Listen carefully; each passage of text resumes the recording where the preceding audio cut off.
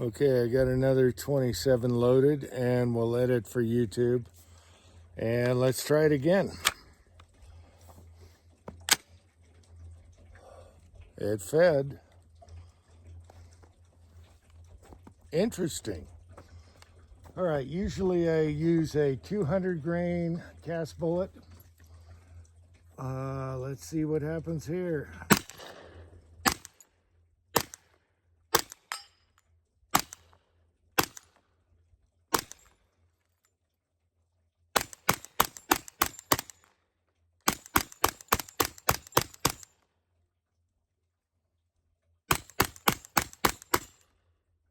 And we're out. Son of a bitch, that mag actually works.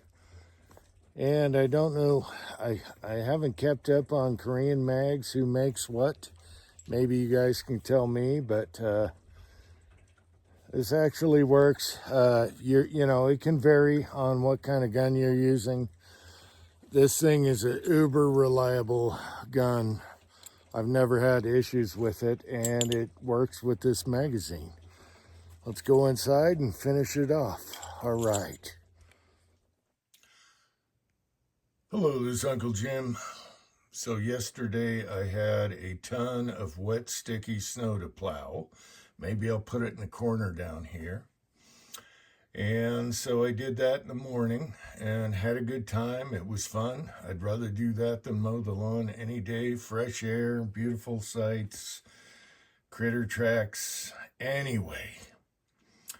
So after that, I thought, I want to shoot something, you know, have a little play day. And I remembered I had this magazine in the magazine bin, and it's a Korean magazine in 45 ACP. So I thought I'd test it out for the first time. It was never loaded. The spring wasn't seated or anything, you know, it was never loaded. So it was a good way to test this. And I had some old reloads I did on the Dillon, just mixed brass. These are 230 grain. Usually I'll shoot a 200 grain in this gun because it loves it. And these are all mixed brass, down and dirty on the Dillon. And it was flawless. I loaded the magazine twice, never been loaded before. And I never trusted Korean mags. I have one in the package someone gave me because they were crap. And I never opened this. This is for 9mm. But maybe the Korean mags have come a long way. This is an old mag. And I can't remember where I got this. So I either tacked it on an order to get free shipping or something. It was cheap. I don't know if he sent it to me when he sent me this Chris extension here, which works flawlessly. It uses an original Glock mag, and it's got an extension spring and base. So he let me know if you sent me a Korean mag. I've avoided them because I remember years ago that they were crap.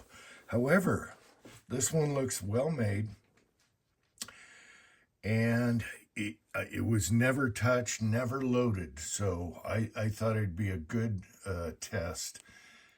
And so this is a 27 rounder. It's steel lined, and I really don't know who makes it. On the bottom, here's the funny thing. On the bottom, it's got an extension, and it says 26 rounds, made in Korea, but no manufacturer written anywhere on here. So I gave it a try, and I was surprised it worked flawless. And I'll show you some video down below here of shooting it. Maybe in the intro. So the follower is good. It's no dive. And it had a big burr right here of plastic. And I just kind of picked that off with my fingernail, loaded it up, and it worked perfectly. And I think it'll work with my 200 grain wad cutters because the way the follower is, everything was perfect. Loading the last six to eight rounds was kind of tough, and that's a good sign. That means the spring is not a piece of crap like some magazines. So maybe we'll take the mag apart at the end of the video here. So I loaded this up fully to 27 rounds, and I was worried about that first round stripping off because there was so much tension on the feed lips. But it is steel lined, feed lips and everything, and it worked flawlessly. It stripped off the first round, and I was amazed. So now I got to figure out, what is it? Did I tack it on an order? I don't know. Did Hesaw send it to me? I don't know. It was just in the bin. But it was fun because, I got to shoot some 45 in the Foxtrot Mikes here. And so what I did was I wanted to avoid the swinger because that's a lot of lead I can recover in the backyard, especially in the snow. It stays above ground usually when it skips and it stays there. You can pick it, melt it down, and make some more bullets. And being 230 grain, I wanted to avoid the swinger because that's a lot of lead I can recover out there. I did go after the swinger a couple times. The 230, I think I had to aim above the swinger just a hair versus 200 grain. And so that's my report. And we'll take it down. But, it is a good magazine. I went through all my purchases like at Midway, to tack on shipping. And I went back 6 months, a year, and there was no magazine on there. So I don't know. I have tried these, and these are crap. They do have a new version that has steel liner. Maybe they'll be good, but they don't make them in 45 yet. 45 and 10 millimeter is the toughest thing right now because Glock won't make a stick mag in 45 or 10 millimeter. And Magpul doesn't make one, and I wish one of them would. However, if I can figure out what this magazine is, maybe you guys can tell me. There's no markings, it's just the butt plate. Maybe you guys can tell me what this is. Anyway, I'll take it apart after shooting 2 magfuls, full mags with it, and 0 issues. So there's that. Let's focus. So I was using the 45 can on it with the JMac brake, which I prefer because you don't need an adapter, like one of these. You leave it on the gun. It acts as a brake when you're not using it suppressed, and then it threads on to the inside of the can, and it makes life way easier. I love JMac brakes. Hollison Red Dot, which I also love. And it just shot like a raped ape. I could almost trust it, but can I? So that's the problem. Anyway, let's take it apart and see what the spring looks like inside. All right, let's take a look inside. I'm a curious monkey and see if it comes apart easy. Yep. Oh, snap back. Hang on. Okay. See what we got here.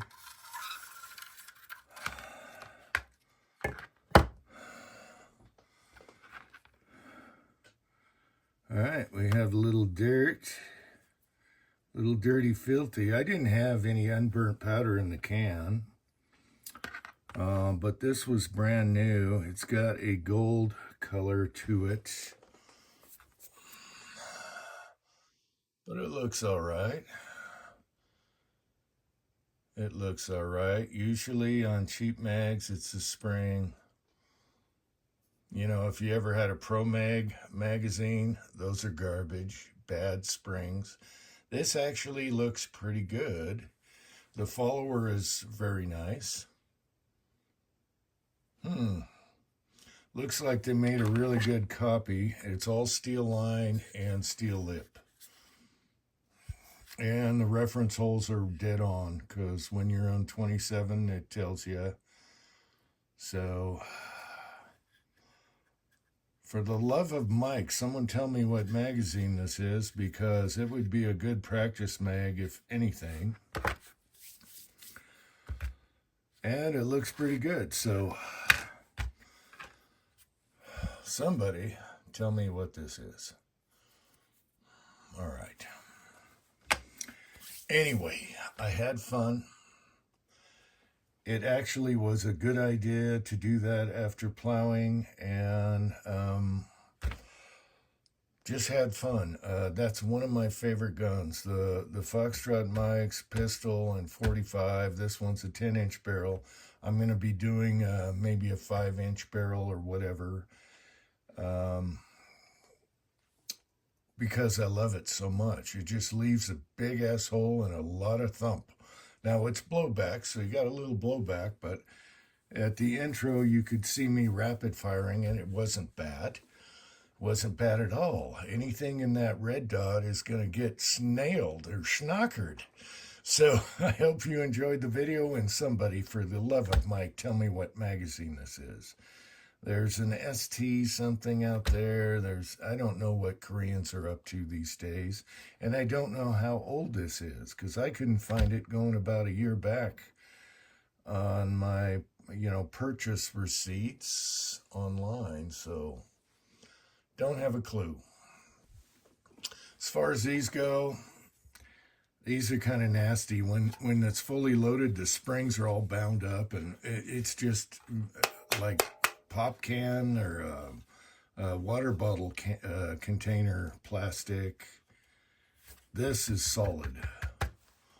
And then, of course, the Chris extensions are great because they use an original magazine. All they're doing is giving you a spring and an extension. Until next time, thanks for watching. America.